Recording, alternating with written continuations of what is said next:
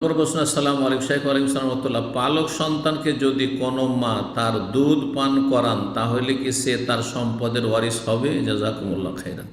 দুধ পান করালে মাহরাম সাবিত হয়, মাহরাম প্রমাণিত, অর্থাৎ তার সাথে এবং তার যে নিকট আত্মীয় যারা, যেমন দুধ বোন, যে দুধ পান করেছে তার মেয়ে দুধ বোন হইল, এইভাবে বিয়ে শাদী হারাম হয়ে যাবে। আর মাহরামের সাথে যেমন সফর করা যায়, মাহরামের বিধান, সেই বিধানগুলি প্রযোজ্য হবে, কিন্তু ধন সম্পদের একটা পয়সার ওয়ারিস হবে না। দুধ পান ধন সম্পদের উত্তরাধিকারী হওয়ার মাধ্যম নয়।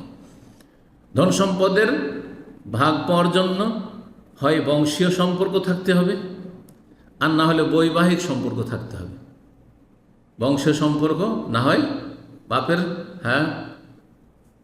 বাপের বংশের, মায়ের, না হয় বিয়ে শাদী, স্ত্রী স্বামীর, স্বামী স্ত্রীর ভাগ পাচ্ছে।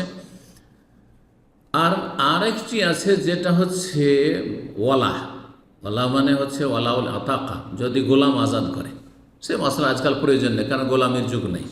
সুতরাং আবার বলছি, দুধ পান করালে ধন সম্পদের কেউ ওয়ারিস হবে না, একটা পয়সা পাবে না। ধর একটা ছেলেকে দুধ পান করিয়েছেন, আর একটা মেয়ে আছেন, আপনার মেয়ে অর্ধেক পাবে, কিন্তু আপনার এই ছেলেটা যাকে দুধ পান করিয়েছেন আর দুধ সন্তান বলছেন, সে একটা পয়সা পাবে না। তবে তাকে ওসিয়ত করতে পারবেন, ওয়ারিস হবে না, মিরাজ পাবে না, কিন্তু ওসিয়ত করতে পারে। ওসিয়ত খুব বেশি 1/3, 3/1।